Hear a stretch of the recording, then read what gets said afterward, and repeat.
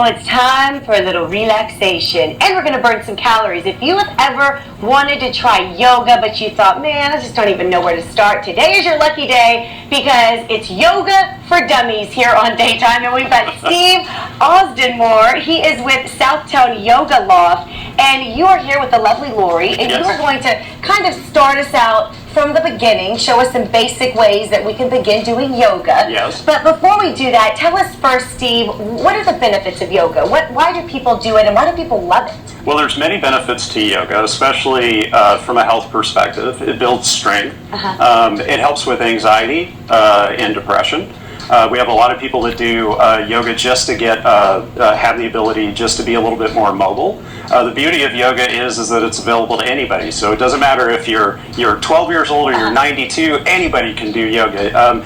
You don't even need to touch your toes. Okay, so different variations depending on where you are. Yeah, depending on where you're at. Beginner all the way to an advanced class if you're a much more athletic. Okay. Yeah. Now, what if you're not flexible at all? You can become flexible. You can become much more flexible in yoga, especially on any of the various poses that we do, to be able to stretch out a little bit more. Okay. It works on building muscle, but it also, because it's core-centric, and that's kind of where it all starts from. It helps you in your day-to-day life. So if you're sitting at your desk, it helps you to have a better posture. Okay. And then it also helps you as far as digestion and that type of thing. It does everything. It's like the magic exercise. It is somewhat of a magic exercise. It really is. It doesn't technically cure anything, but it's definitely a great practice. Okay, well let's get started here. Sure. Show us some moves, some beginner yoga moves that everyone needs to learn before they really jump in. So Lori's going to go through what we call a cat-cow pose. Cat-cow poses are really great for stretching out and warming up your body when you first start a class. What she does is she'll do an inhale, and what she's doing is she presses her hips up. So she's actually stretching out her hips, and even though she's letting her belly fall a little bit, she's still keeping her core engaged, right? And then as she exhales, she pushes away from the floor, so she's stretching through her back, right, her upper and her lower back as she rounds her spines and presses away from the mat. Just like a kitty cat. Yeah, just like a kitty cat, yeah. And then she can go through that, and it's a great way to warm up your body. Okay. A standard pose pretty much in any yoga practice is a downward facing dog. You kind of get your down dog on, right?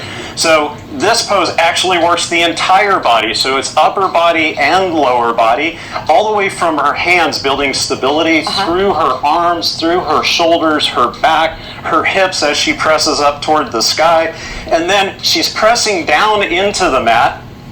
So you're engaging everything in your entire body. In fact, the funny part about that pose is it's actually called a resting pose.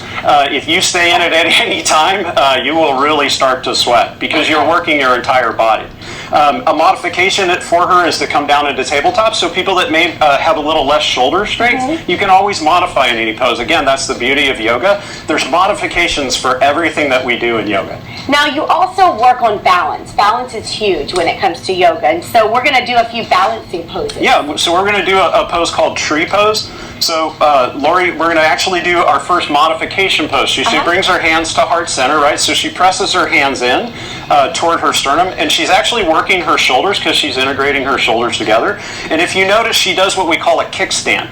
Right, so she brings her hands up, or her foot up to the side of her leg, and this is right here. This is her pose. This is where he is. So again, when we talk about beginners poses, or someone that anybody can do it, this is an example of that. A modification: she can bring her foot up to her calf. Right, so she brings it up, so she stays away from her knee, so we protect our knee. And there's the balance. And there's our balance, right? So she's pressing into the mat with her feet.